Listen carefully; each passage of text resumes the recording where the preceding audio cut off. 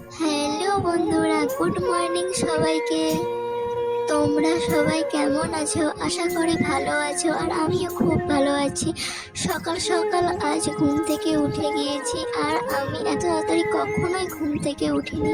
কারণ আজ ঘুম থেকে তাড়াতাড়ি ওঠার আজ মা দিদি বাড়িতে কেউ নেই, সবাই গিয়েছে মামা বাড়ি।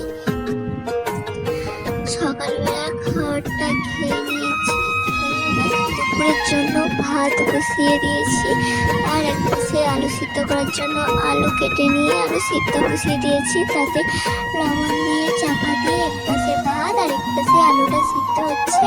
আর আমি অন্যদিকে শাক ভাজার জন্য শাকটা কেটে নিচ্ছি।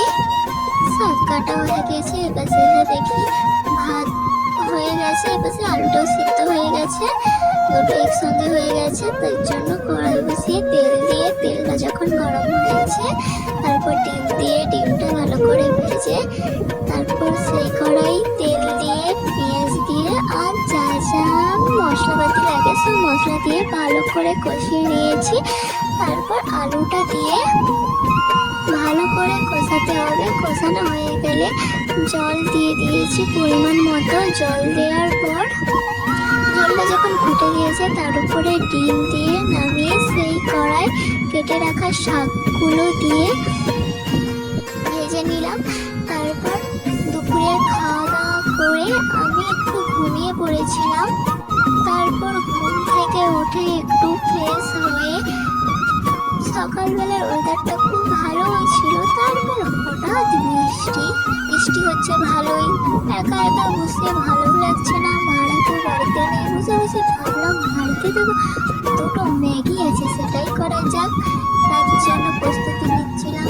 তারপর সসপ্যানটা বসিয়ে গ্যাসটা অন করে কড়াই জল দিয়ে, জলটা যখন ফুটে উঠেছিল তার উপরে ম্যাগি দুটো দিয়ে, তারপর ম্যাগিগুলো দিয়ে ম্যাগিগুলো ভালো করে সিদ্ধ হোক আমি একটু ঢং করছিলাম। তারপর ম্যাগিগুলো যখন সিদ্ধ হয়ে যায় তার উপরে সেই মশলাটা দিয়ে দিলাম। মশলাটা দেওয়ার পর একটু ফুটে নেওয়ার পর তারপর আমি নামিয়ে নেব।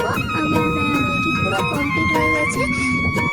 ফাইনালি আমার ম্যাগি হয়ে গেছে, এবার খাওয়া যাক। তোমাদের কেমন লাগলো ভিডিওটা কমেন্ট করে জানাবে।